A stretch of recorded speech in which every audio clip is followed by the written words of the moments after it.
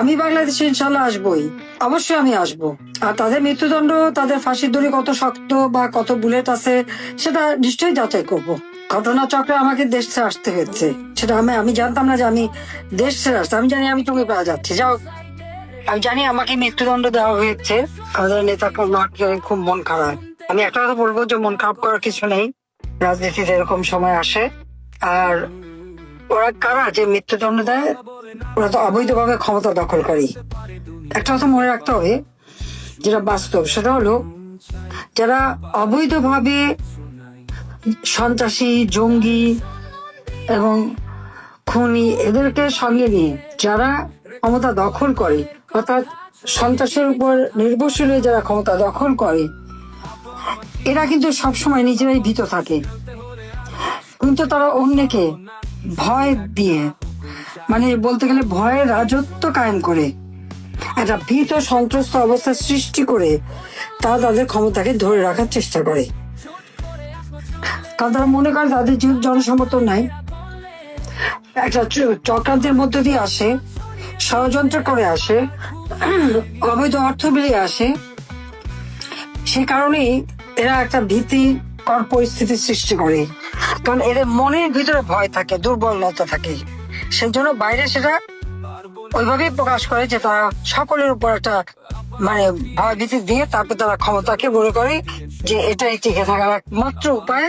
আর ক্ষমতার মসনদ টিকে রাখার জন্য এই অবস্থাটা সৃষ্টি করে। এই ক্ষমতার মসনদ যেটা দখল করলো, ওটা ধরে রাখার জন্য কোনো জনগণের সমর্থন না, জনগণের ভালোবাসা না, জনগণের আস্থা না, বিশ্বাস না, একটা ভীতিকর পরিস্থিতি। আর এই ভয় ভীতিটা যতদিন পর্যন্ত সাগরে না কাটিয়ে উঠতে পারবে, ততদিন এরকম মর্মে মরে থাকতে হবে। হ্যাঁ, আমাকে মৃত্যুদণ্ড দিয়েছে, আমি পরোয়া করি না। আমি বাংলাদেশে ইনশাল্লাহ আসবোই, অবশ্যই আমি আসবো। আর তাদের মৃত্যুদণ্ড, তাদের ফাঁসির দড়ি কত শক্ত বা কত বুলেট আছে সেটা নিশ্চয়ই যাচাই করব। ঘটনাচক্রে আমাকে দেশ ছেড়ে আসতে হয়েছে, সেটা আমি জানতাম না যে আমি দেশ ছেড়ে আসতে। আমি জানি আমি টুকি পাওয়া যাচ্ছি, যাও এটা হয়তো আল্লাহর ইচ্ছা ছিল কোনো না কোনো ভাবে। কারণ আমি একটা জিনিস আমি সবসময় দেখি, বাংলাদেশে আমি যখন ফিরে আসি অনেকেই খুব শঙ্কিত ছিল যে দেশে আমার মা, বাবা, ভাই, ছোট্ট রাসেলকে বলতে ছাড়ে নাই, তাকেও হত্যা করেছে। সেই দেশে আমি ফিরে আসবো, সেখানে যুদ্ধ অপরাধীরা, আমার বাবার হত্যাকারীরা ইন্ডেমনিটি দেওয়া হয়েছে, তারা এখন দেশে বিদেশে চাকরি, তারা খুব রমরমা অবস্থায় থাকে। ওই অবস্থায় আমি যে আসবো, অনেক বাধা ছিল, অনেকের মনে দ্বিধা ছিল। আমি কিন্তু ফিরে এসেছিলাম। আর আসার পর থেকে কিন্তু একটা পর একটা সমস্যা আমার বোঝা যাচ্ছে। আমি 81 সালে ফিরে আসলাম, 83 সালে বন্দী হলাম, আমাকে ডিজি অফিসে নিয়ে গেল ইন্টারভিউশনের জন্য। এরপরে আবার 85 সালে, আর যখন যেখানে গেছি সেখানে মানে একবার আক্রান্ত হয়েছি, এটা কতবার।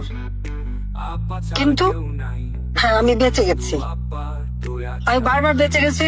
জানি না, এছাড়া আমি বলবো আল্লাহ রাব্বুল আলামিন আমাকে বাঁচিয়ে রেখেছেন। কারণ আমার হাতে আমার বাবা, মা, ভাই, তাদের হত্যাকারীদের বিচার হবে, আমার হাতে এই যুদ্ধ অপরাধীদের বিচার হবে, আমার হাতেই বাংলাদেশ দারিদ্র মুক্ত হবে, উন্নত হবে, সমৃদ্ধশালী হবে।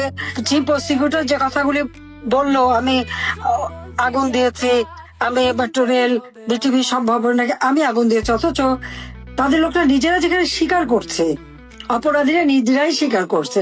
আর অপরাধী বলেই তো ইউনূস তাদেরকে দায় মুক্তি দিল।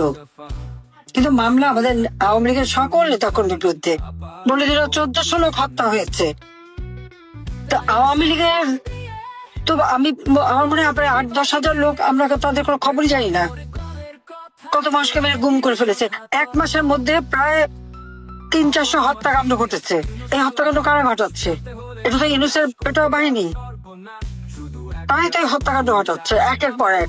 আজকে ইন্টারন্যাশনাল ক্রিমিনাল কোর্ট 1973 সালে সেটা করা হয়েছিল যুদ্ধ অপরাধীদের বিচারের জন্য, বেআইনি ভাবে সংশোধন করে করে সেখানে আমাদের বিচার হবে, আমার পার্টি হিসেবে বিচার হবে, কারণ দেশে প্রচলিত আইন তো আছে। তবে হ্যাঁ, একটা জিনিস ইউনূস ম্যাজিক দেখালো যে মাত্র 20 দিনের হিয়ারিং এর পরই দেখা গেল জজ সাহেব 450 পাতার জাজমেন্ট লিখে ফেলে দিল। চমৎকার দেখালো আর কি সবকিছুতেই। আজকে যা সকলের কাছে প্রশ্নবিদ্ধ, অর্থাৎ অবৈধ সরকারের সকল সিদ্ধান্তই অবৈধ। আমি সমস্ত আহত পরিবারকে চিকিৎসা দিয়ে, আহত যারা ছিল সকলকে চিকিৎসা আমি দিয়েছি, কিন্তু 5 তারিখে আমি আসার পর তারা কি পরবর্তীতে চিকিৎসা পেয়েছে? পায়নি। 34 জনের মতো সেই সময় শহীদ হয়েছিল। আমি তাদেরকে গণভবনে ডেকে নিয়ে আসি, তাদের সান্ত্বনা দিয়েছি। আমি জুডিশিয়াল ইনকোয়ারি কমিশন গঠন করে দিয়েছি তদন্ত করবার জন্য। ইনুস যদি হত্যাকাণ্ডগুলি না ঘটিয়ে থাকে তাহলে এই তদন্ত কেন বন্ধ করলো সে? জুডিশিয়াল ইনকোয়ারি কমিটিকে তদন্ত করতে দিল না। এমনকি ব্রিগেডিয়ার সাকাওয়াত সাহেব স্বরাষ্ট্র মন্ত্রণালয়ের দায়িত্বে যখন বললেন যে সিভিলিয়ানদের কাছে অস্ত্র চলে গেছে, 7.62 বুলেট কোথা থেকে আসলো, এটা আমাদের ভালোভাবে তদন্ত করে বের করতে হবে, এটা শুনেই ইউনুস ঘাবড়ে গেল, অমনি তাকে সরিয়ে দিল। তার কারণ কি? এই অবৈধ অস্ত্র ইউনুসের সাপ্লাই সেই ব্যবহার করেছে, সেই হত্যা করেছে।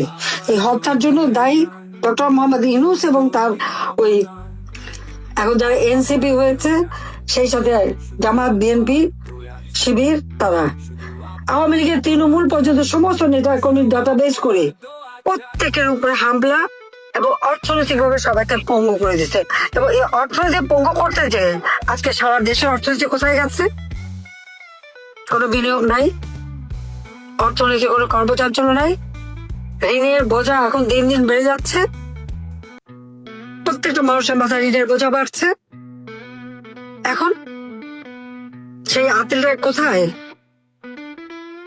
যারা মানে আওয়ামী লীগের আমলে বলে কিছুই ভালো লাগে না, কোনোটাই বলে হয় না, এখন তারা চুপ। তাদের মুখে বেশি একটা কথা নাই। একবারে অর্থনীতি, বিদেশে অর্থনীতিতে একদম মানে যেটা কি করে দেবে সেটি তাদের চিন্তা ছিল, কিন্তু আজকে সব শেষ।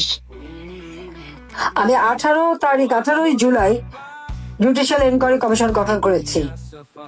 তারপর যখন আরো তখন 6 জন মারা গেছে, যখন আরো মানুষ মারা গেল, আমি সেই জুডিশিয়াল ইনকোয়ারি কমিশনকে 3 সদস্য বিশিষ্ট হাইকোর্টের জজ সাহেব দিয়ে 1 আগস্ট আমি প্রজ্ঞাপন করে দিলাম, এবং তারা কিন্তু ইনকোয়ারি শুরু করলো। কিন্তু না, তার মানে এদেরকে দায় মুক্তি দিয়েছে। দায় মুক্তির কারণে দেয়, অপরাধী তাদেরই তো দেয়। আর মামলা সব আমাদের আওয়ামী লীগের নেতা কর্মীদের বিরুদ্ধে।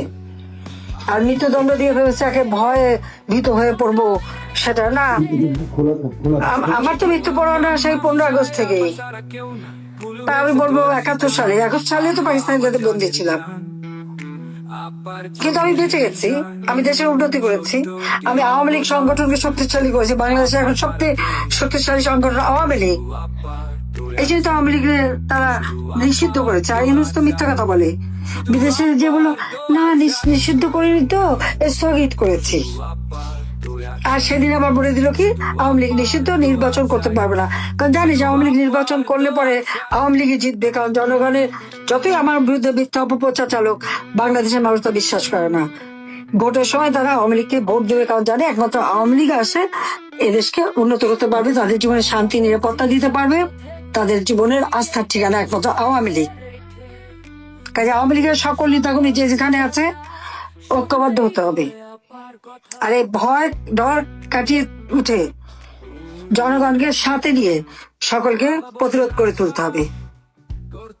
আপনারা দেখেছেন যে ঢাকা শহরে যখন আমরা লকডাউন বললাম, সাথে সাথে সারা বাংলাদেশ কিন্তু স্বতঃস্ফূর্ত ভাবে মানুষ বন্ধ করে দিল।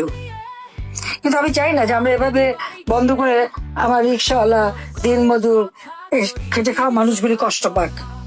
আমি সেটা বলছি যে ঠিক আছে, তোমরা 2 দিন করেছো, তারপর আবার 1 দিন দিলে না, আমার মানুষগুলিকে অন্তত বাঁচতে দাও।